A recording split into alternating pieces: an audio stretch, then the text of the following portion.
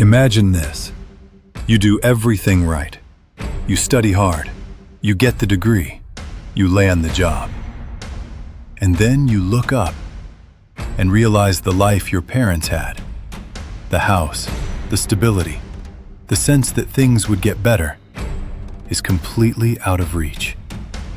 Not because you failed, because the system moved the goalposts while you were still running. So what do thousands of young British people do? They leave. Australia, Dubai, Canada. And here's the question nobody in Westminster wants to answer. Why is Britain losing its own generation? This isn't about people wanting an adventure. This is about a generation quietly deciding that home isn't worth staying for.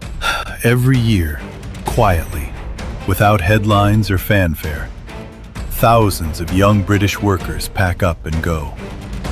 No dramatic announcement, no protest, just a one-way flight and a WhatsApp message saying, "I got the job in Melbourne." Search it yourself. Moving to Australia from the UK. Is Dubai worth it for a British worker? Why are young Brits leaving? These aren't fringe searches. These are millions of people asking the same question. And behind every search is a person doing the maths. And the maths isn't adding up at home. The people leaving aren't the ones who gave up.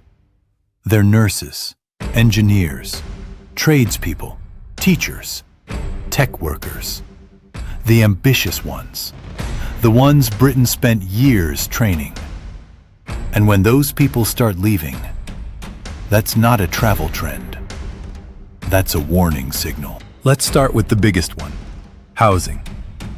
In the 1980s, a young working couple could reasonably buy a home in their mid-20s. Not a mansion, but theirs. Today, the average UK house price sits at around £285,000. In London, over £500,000. Meanwhile, the average salary for a young worker in their 20s is roughly £28,000 to £32,000. You do that maths.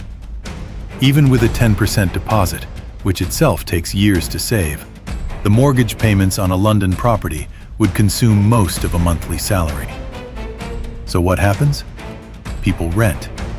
And rent in London now regularly takes 40, 50, sometimes 60% of a young person's income. Think about that.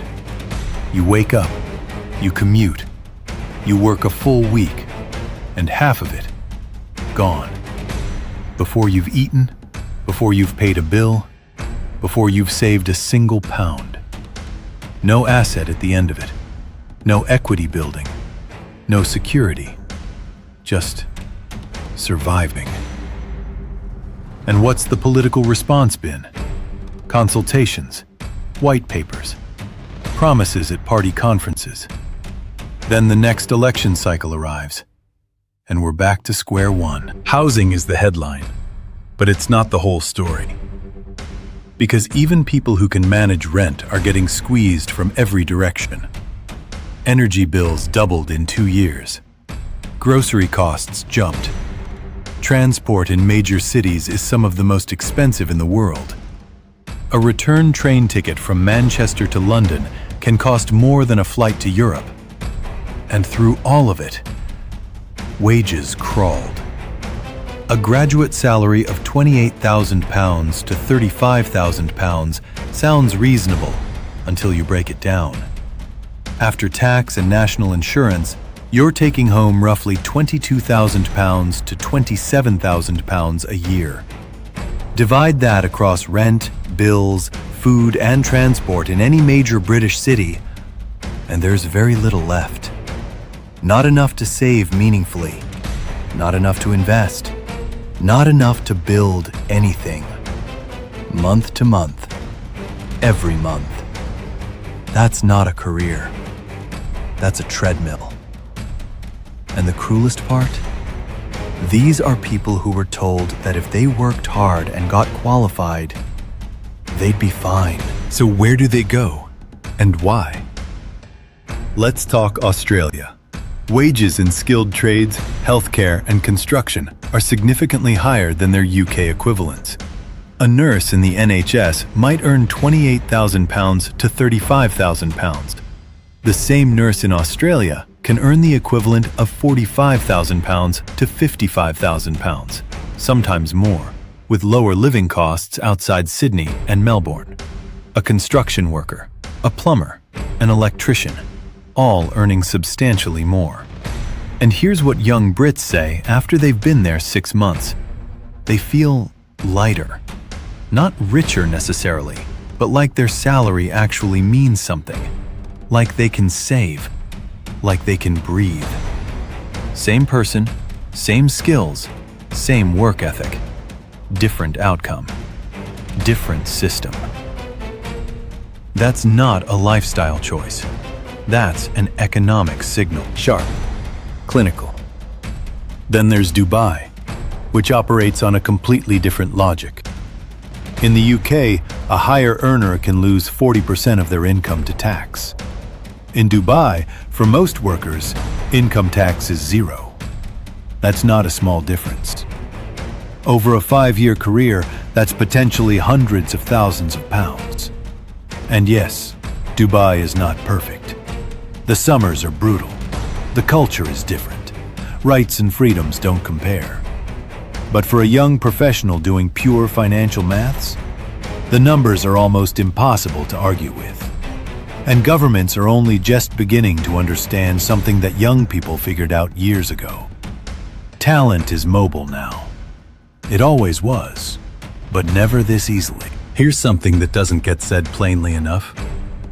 Young people in Britain are politically underrepresented. Not because they don't care, but because they vote less than older generations, which means they're prioritized less. And the result is a system that, not by malice, but by pure democratic incentive, tends to protect the interests of those who already own assets.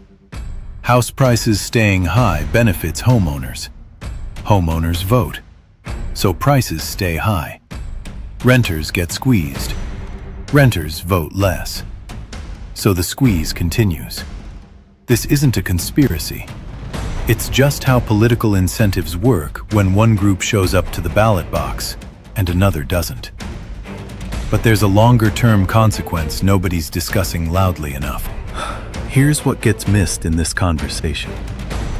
When young people leave, it feels like their personal choice, their adventure, their problem to solve. But it isn't just their problem. Every skilled worker who leaves takes their taxes, their spending, their innovation, and their energy somewhere else. The NHS loses nurses it spent years training. The construction industry loses tradespeople. The tech sector loses engineers. And the country that receives them, Australia, Canada, Dubai, gets all of that value for free. Britain paid for the education. Someone else gets the return. That's not sustainable. And once a generation decides a country doesn't work for them, getting that trust back is one of the hardest things in politics. When a young British person books that one-way flight, they're not being unpatriotic. They're not lazy. They're not running away. They're making a rational decision with the options in front of them. They want affordability. They want a future they can picture. They want to feel like hard work still means something. And if Britain wants them to stay, it has to become a place worth staying in.